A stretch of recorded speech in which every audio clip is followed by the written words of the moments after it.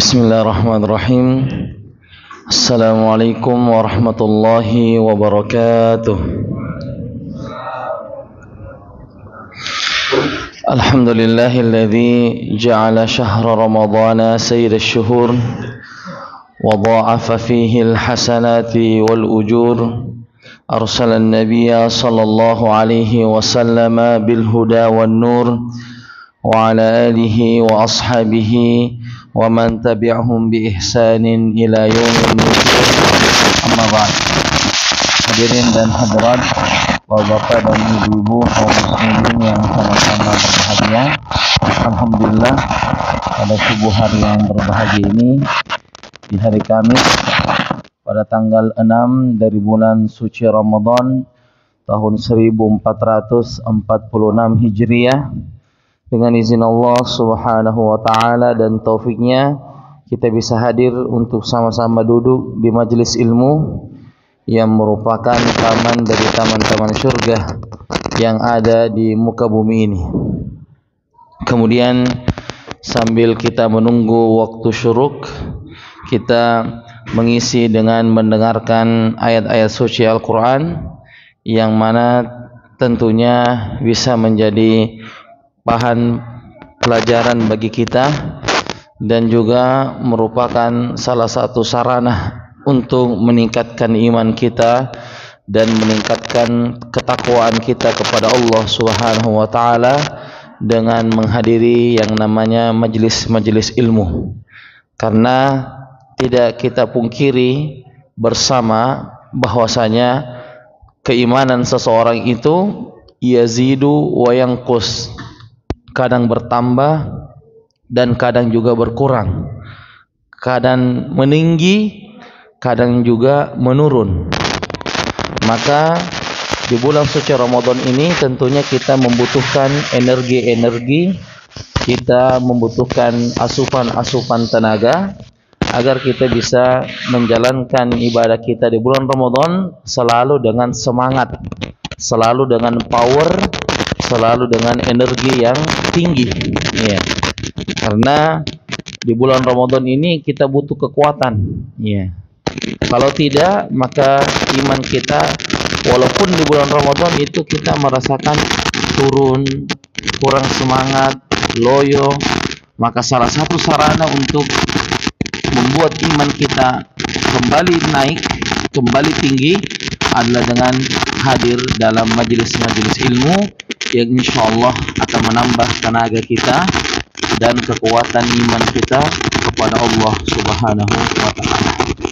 Para jamaah sekalian yang sama-sama berbahagia, pada pertemuan kita yang terakhir telah kita sebutkan sebahagian dari kaidah yang ke-15, yang mana kaidah yang ke-15 ini adalah berbunyi firman Allah Subhanahu wa taala di dalam surah Al-A'raf ayat ke-128. Wal 'aqibatu lil muttaqin. Wal 'aqibatu lil muttaqin. Wal 'aqibatu lil muttaqin. Wal 'aqibatu lil muttaqin. Artinya, dan kesudahan yang baik adalah milik orang-orang yang bertakwa. Surah Al-A'raf ayat 128. Telah kita sebutkan bahwasanya surah Al-A'raf ayat 128 ini bercerita tentang kisah Nabi Musa alaihissalam ketika menyabarkan kaumnya, ya, menyabarkan kaumnya agar dia sabar terhadap penindasan yang dilakukan oleh Fir'aun yang merupakan pemimpin yang zalim pada waktu itu. Maka Nabi Musa melihat kondisi kaumnya yang sudah mulai putus asa dengan rahmat Allah Subhanahu wa taala, maka Nabi Musa memotivasi kepada kaumnya untuk bersabar, dan beliau menyebutkan apa yang Allah sebutkan di surah Al-A'raf ini, wal aqibatu lil muttaqin, dan kesudahan yang baik adalah milik orang-orang yang bertakwa. Jika kita bertakwa kepada Allah Subhanahu wa taala, maka ujung daripada cerita, ujung kisah yang kita akan alami insyaallah selalu positif, selalu baik kalau orang bertakwa. Tidak ada orang yang bertakwa itu dihinakan oleh Allah di muka bumi ini. Belum ada di dalam sejarah orang yang menjalankan perintah Allah dan menjauhi larangan-larangannya kemudian Allah hinakan. Tidak ada. Semuanya diberikan ketentraman oleh Allah. Kalaupun ada, berarti itu adalah ikhtibar. Berarti itu adalah ikhtibar, ujian bagi dia. Dan ujian itu kalau dia lulus, maka dia naik kelas. Naik kelas keimanannya kepada Allah Subhanahu wa taala. Yang namanya keimanan itu tidak bisa naik ke level berikutnya sampai diuji oleh Allah, dikasih dulu ikhtibar. Kalau dia lulus, berarti dia naik kelas. Apa yang terjadi kalau iman itu naik? Maka posisinya juga di surga itu juga naik posisinya di surga. Ya, masya Allah. Jadi kalau kita diuji oleh Allah Subhanahu wa taala, lulus dari ujian itu, maka keimanan kita naik. Dan kalau naik keimanan kita, konsekuensinya surganya pun juga ikut naik tingkatannya. Ya. Maka itu menjadi motivasi bagi kita bahwa orang bertakwa itu bukan berarti orang yang jalannya lurus-lurus saja, tapi pasti di situ ada duri, pasti di situ ada luka, di situ pasti ada darah. Maka kita harus bersabar dengan keadaan itu, ya. Maka mudah-mudahan Allah memberikan yang terbaik. Seperti saudara-saudara kita di Palestina. Saudara-saudara kita di Palestina ditindas, dijajah, tetapi mereka adalah orang-orang yang insya Allah orang-orang yang menjalankan agama dengan baik. Salat taraweh, ya, di tengah-tengah bom, ya, mereka salat taraweh, berpuasa di tengah makanan terbatas, obat-obatan terbatas. Kenapa Allah Subhanahu wa taala menguji saudara-saudara kita di sana? Karena Allah ingin menaikkan derajatnya di surga, ya. Menaikkan derajatnya di surga, ya. Jadi Allah selalu membuat cerita yang baik untuk hamba-hambanya, ya, cerita yang baik kepada hamba-hambanya. Untuk itu, ya, disebutkan dalam ayat ini bahwa kesudahan yang baik hanyalah milik-milik orang yang bertakwa. Wal aqibatu lil muttaqin. Jamaah sekalian yang sama-sama berbahagia, sebelum kita memulai pembahasan kita mau murajaah apa yang telah kita sebutkan dari kaidah-kaidah sebelumnya. Dari kaidah yang ke-13 kita sebutkan abaukum wa abnaukum la tadruna ayyuhum aqrabu lakum naf'a. Lagi, abaukum wa abnaukum la tadruna ayyuhum aqrabu lakum naf'a. Artinya, orang tua dan anak-anakmu, kamu tidak mengetahui siapa di antara mereka yang lebih dekat banyak manfaat bagimu. Surah An-Nisa ayat yang ke-11, ya, surah An-Nisa ayat ke-11. Jadi ayat ini di kaidah ke-13 intinya kita tidak mengetahui siapakah orang-orang yang bermanfaat bagi kita baik di dunia maupun di akhirat. Begitupun juga amal soleh, kita tidak tahu amal soleh mana yang Allah ridhoi sehingga dengan amalan soleh itu memasukkan kita ke dalam surga insyaallah.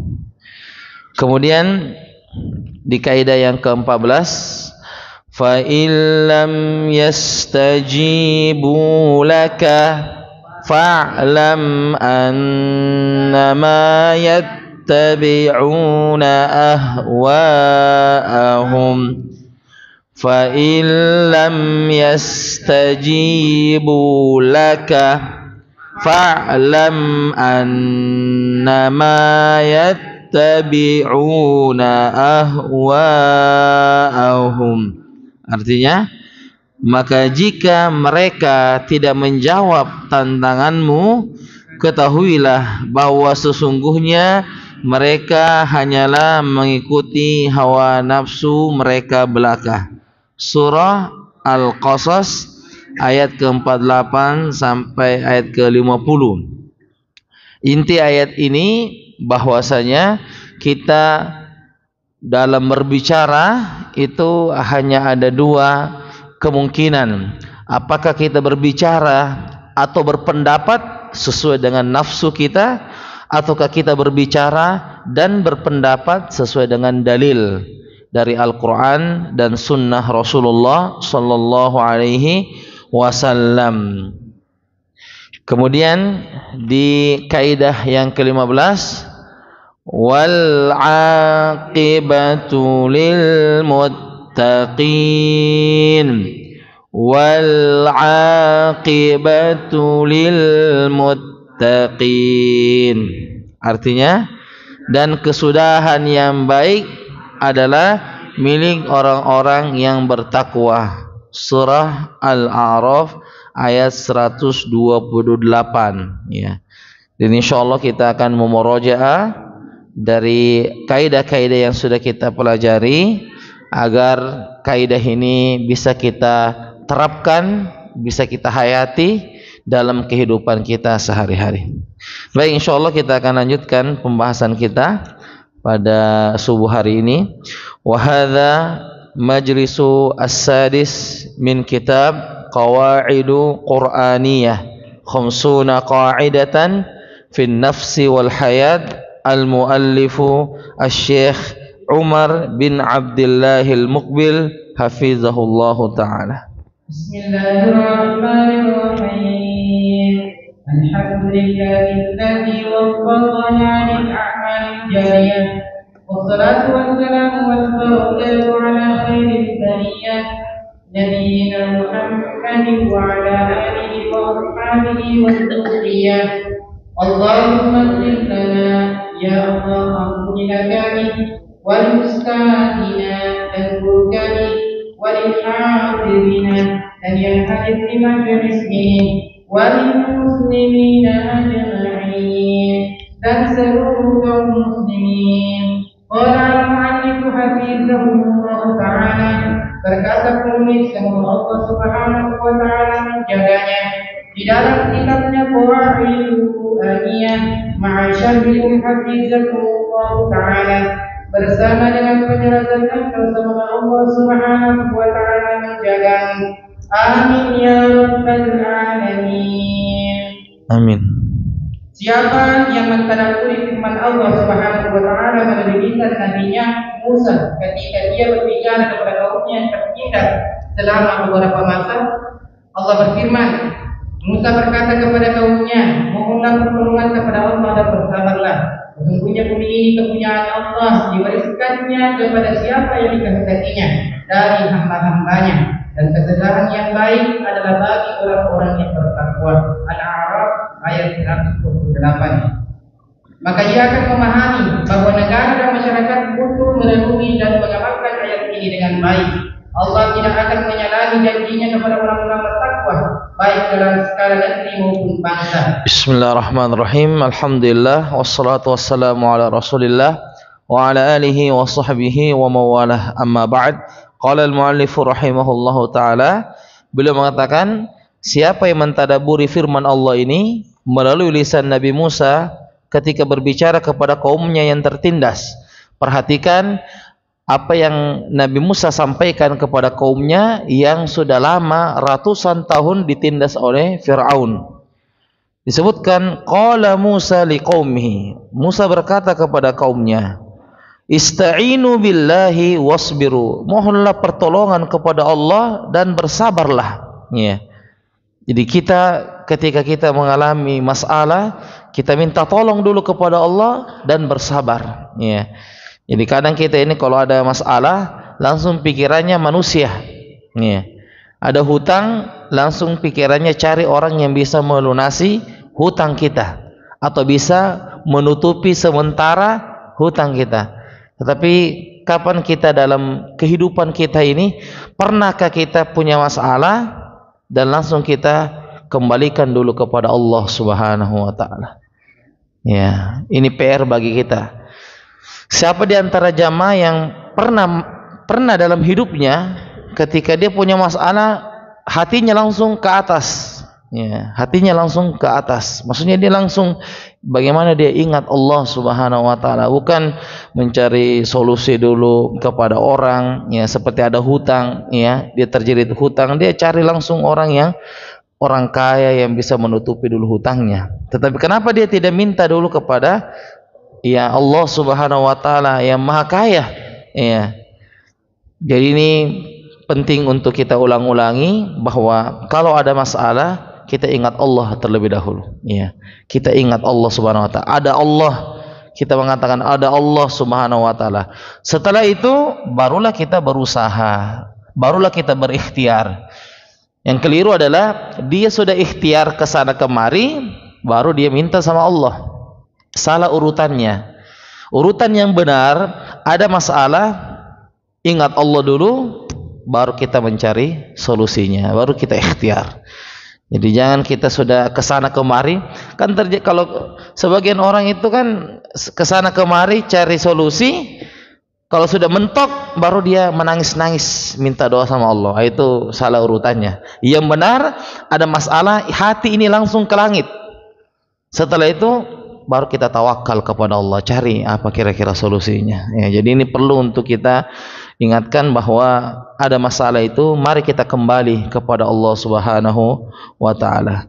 Sesungguhnya bumi ini kepunyaan Allah. Ini bumi milik Allah. Jadi wahai kaumku, kamu sabar, tenang saja.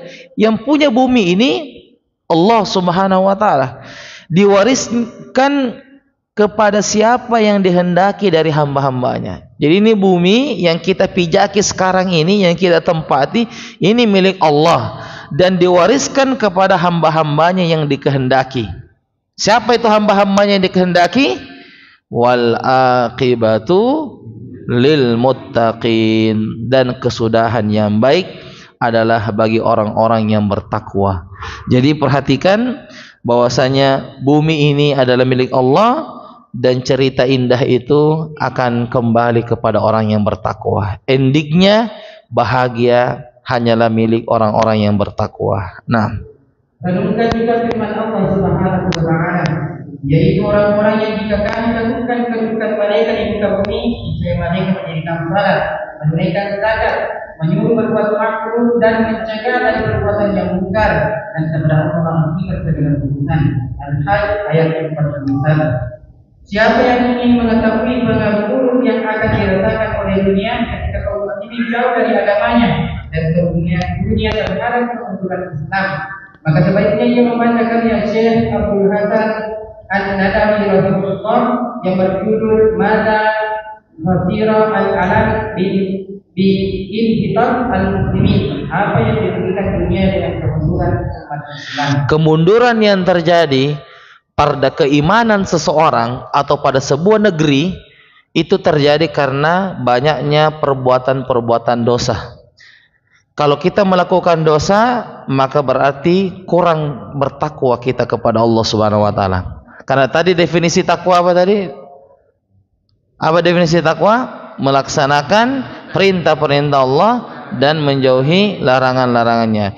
Jadi kalau kita melanggar aturan agama, maka pasti akan berkurang takwa kita kepada Allah, dan negeri ini juga akan berkurang keimanannya kepada Allah Subhanahu wa taala. Coba lihat negeri-negeri yang bertauhid, ya, seperti Arab Saudi. Kita lihat, ya, negeri yang bertauhid, masya Allah, di mana-mana kalimat-kalimat tauhid. Kita, ya, di kendaraan naik mobil di sepanjang jalan, ya, di papan-papan jalanan itu tertulis Subhanallah.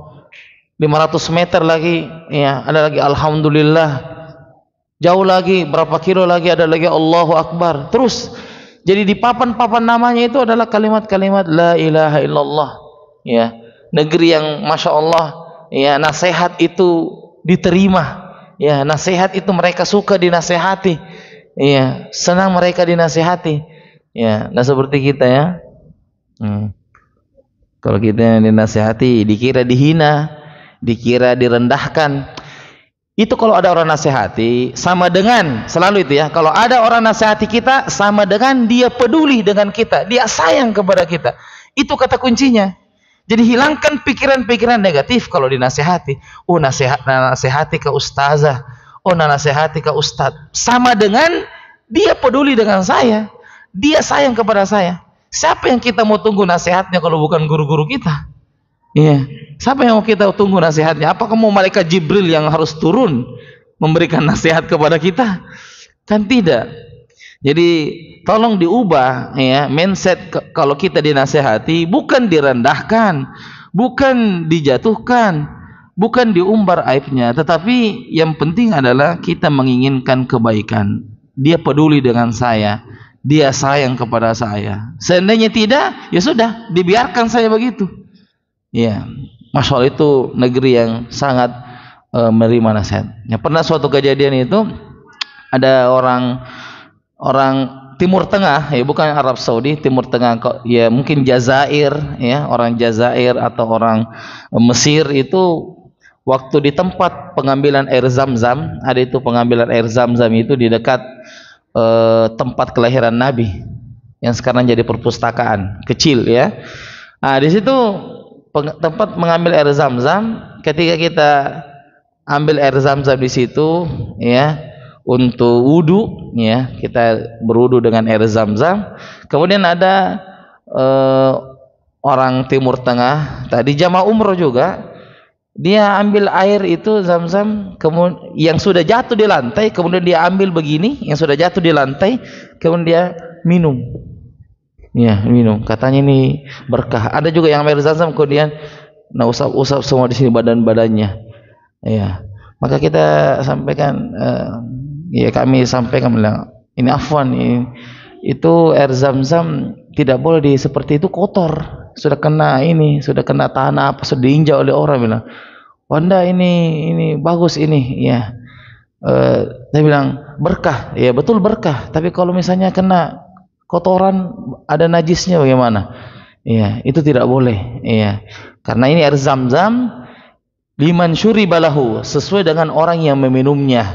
Ya, kita sebutkan dalil itu. Dan alhamdulillah langsung mereka terima. Dia bilang syukron. Syukron jazakumullah khairan. Terima kasih banyak atas nasihatnya. Ya. Nah, tahu kalau orang Indonesia ya, kalau dikasih nasihat itu biasa aja bilang syukron. Iya. Jarang kayaknya ya.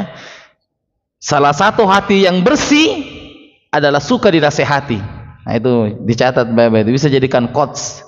Quotes hari ini adalah salah satu tanda hati kita bersih adalah suka dinasihati. Bahkan dia bilang syukron.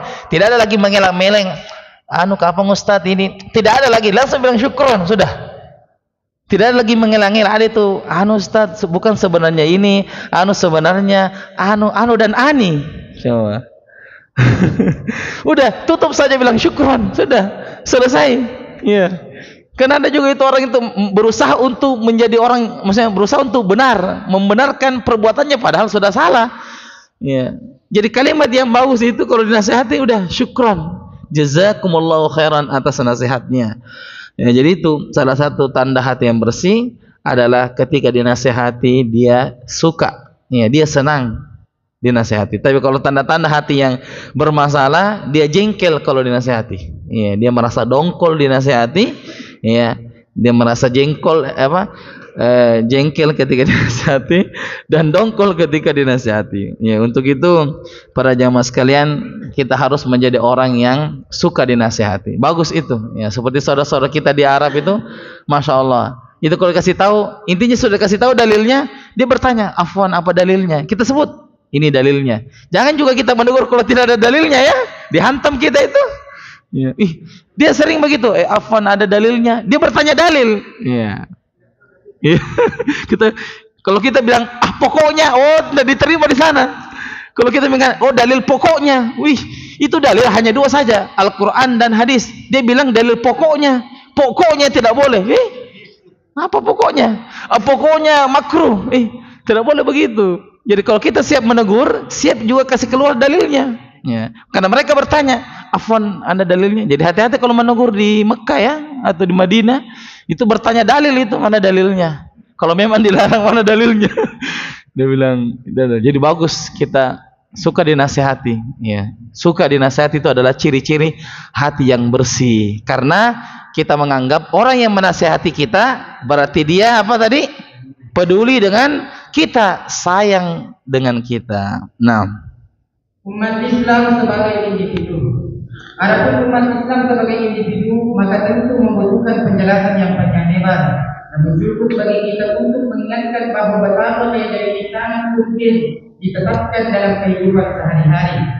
Firman Allah yang terdapat dalam surat Al-Qasas tersebut disebutkan setelah kisah Qarun yang memang sulit bersabar.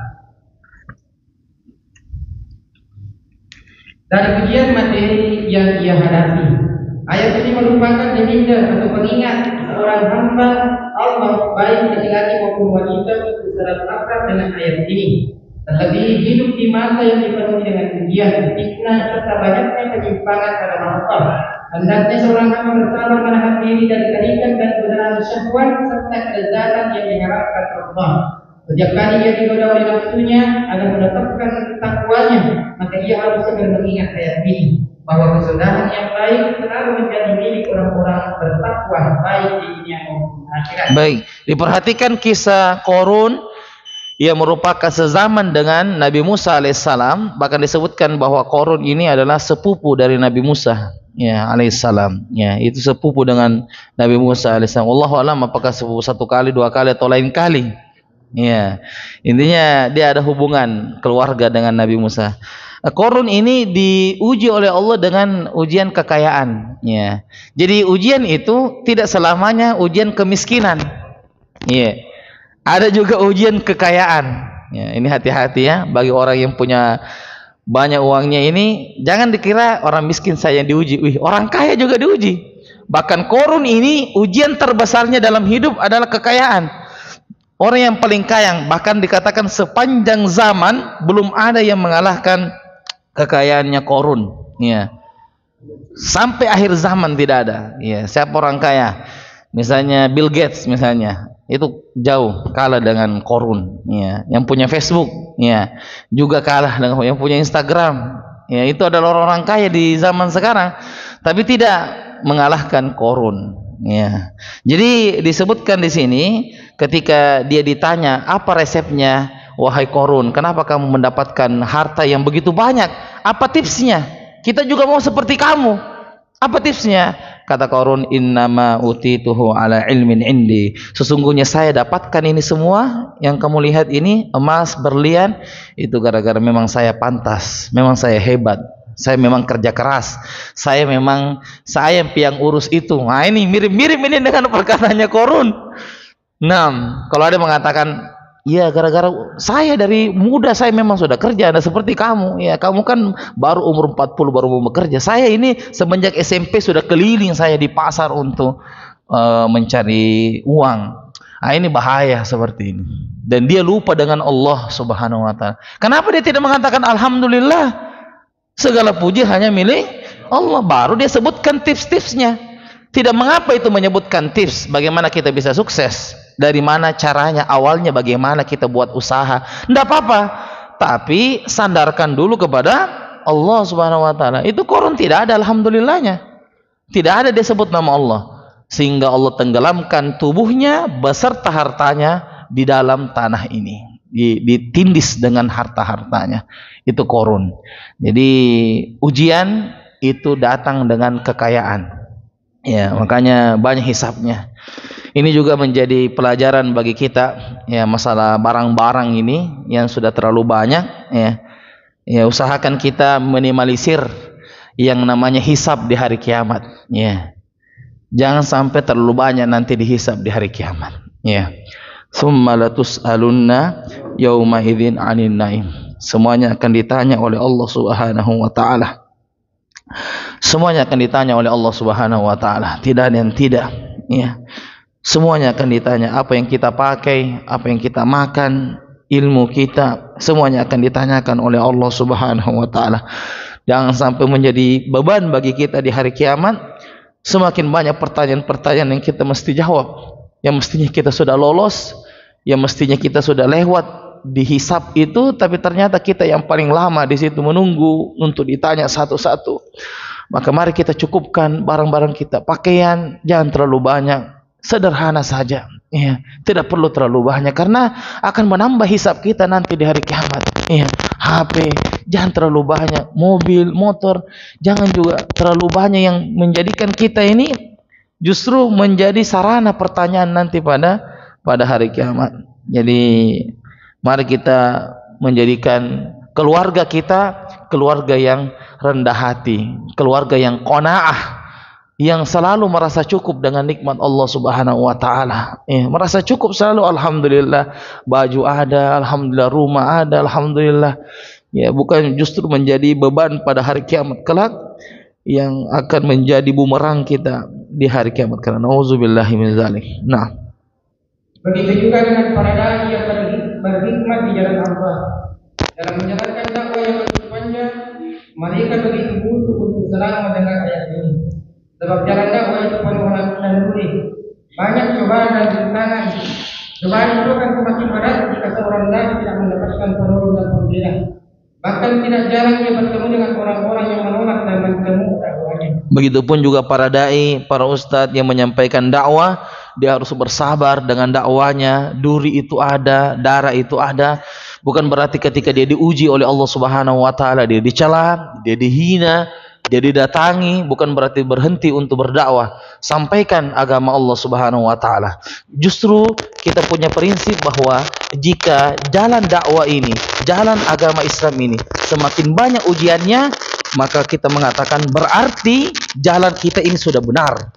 Jalan kita ini sudah benar. Karena kalau kita lihat bagaimana jalannya para nabi dan para rasul, itu selalu dihina oleh masyarakat, didatangi oleh masyarakat, dilempar oleh masyarakat.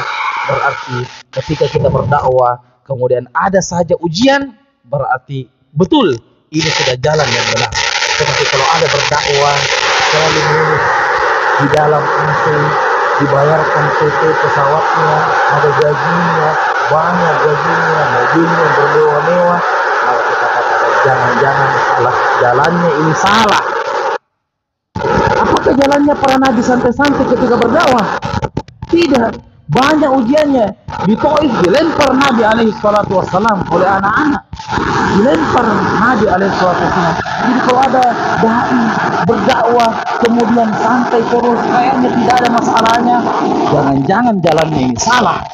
Karena jalan yang benar penuh dengan duri, penuh dengan hinaan, penuh dengan cercaan.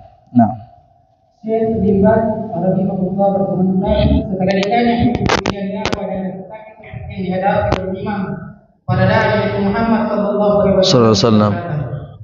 Bagaimana mungkin setelah itu seorang dai bersemangat untuk selamat dari ujian dakwah?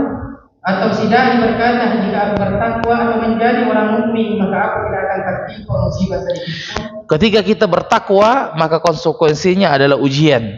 Ya, ketika kita bertakwa, konsekuensinya adalah ujian. Kita harus siap diuji. Ya, kita lihat hari ini saudara-saudara kita, teman-teman kita nikmat dengan status-status media sosialnya. Ingat, di balik status itu banyak masalah. Sahih au khata. Tidak seindah statusnya. Begitu saja. Tidak seindah statusnya. Mereka keliling ke sana kemari, ngopi mahal, harga kopinya 100.000 satu gelas. Di balik layar dia punya hutang. Sahih au khata. Banyak. IG-nya ke sana kemari. Sebentar-sebentar ada lagi di Surabaya, sebentar ada lagi di Bali, sebentar ke Australia lagi. Healing ke sana kemari, tapi di balik layar dia punya hutang. Ya, dia punya hutang. Contoh saja yang pernah terjadi. Iya. King of Pop, Michael Jackson. Michael Jackson itu meninggalkan banyak hutang. Yang kalau kita lihat kehidupannya, satu kali manggung berapa miliar, satu kali manggung berapa miliar, tapi setelah meninggal ternyata banyak hutangnya. sampai dia harus menjual rumahnya itu dan tanahnya. Ya. Jadi itu tadi yang kita lihat bagus ya, kesana kemari healing terus, jalan-jalan terus, di balik layar itu banyak hutangnya. Belum hutang dengan bank. Nah, ini ada hutang dengan bank, dia punya hutang dengan manusia. Ya, jadi jangan kita iri dengan itu. Ya, kita lurus-lurus saja kehidupan kita. Kita berusaha menjadi hamba Allah yang bertakwa. Nah. Masalahnya tidak demikian, tetapi yang namanya ujian itu harus selalu ada dan berkelanjutan. Siapa yang bersabar, maka ia akan mendapatkan kesudahan yang baik, seperti yang diperintahkan Allah. Maka bersabarlah, sesungguhnya kesudahan yang baik itu milik orang-orang bertakwa. Pada ayat lain Allah berfirman, dan kesudahan itu milik orang-orang bertakwa. Jadi yang namanya akhir kesudahan itu akan selalu baik di hadapan orang-orang bertakwa. Setiap kali dia bersabar dan mengharap pahala dan mengikhlaskan niat dan bersungguh-sungguh melawan musuh dan hawa nafsunya, maka setelah itu dia akan meraih kesudahan yang jauh lebih baik di dunia dan di akhirat. Allah berfirman, dan orang-orang yang bersungguh-sungguh pada jalan kami, maka benar-benar kami akan tunjuki bagi mereka jalan-jalan kami, dan sesungguhnya Allah benar-benar bersama orang-orang yang berbuat baik. Karena itu wahai saudaraku, betapa Anda butuh kepada takwa, patuh kepada Tuhanmu, serta istiqomah meniti jalan ini. Sehingga apapun ujian yang menyapa, apapun rasa sakit atau celaan yang menimpa dari musuh-musuh Allah atau dari orang-orang fasik dan pendosa, semua itu tidak akan berarti bagimu. Pada kondisi seperti ini, jangan lupa mengingat pengorbanan para Rasul alaihi salatu wassalam dan para pengikutnya. Bukankah mereka telah disakiti, dicemooh, dicela, dihina, akan tetapi mereka telah mendemonstrasikan kesabaran yang indah dan menawan. Karena itu mereka meraih kesudahan dan akibat yang indah dan menawan pula, baik di dunia maupun di akhirat. Sekali lagi wahai saudaraku, bersabarlah, lalu bersabarlah.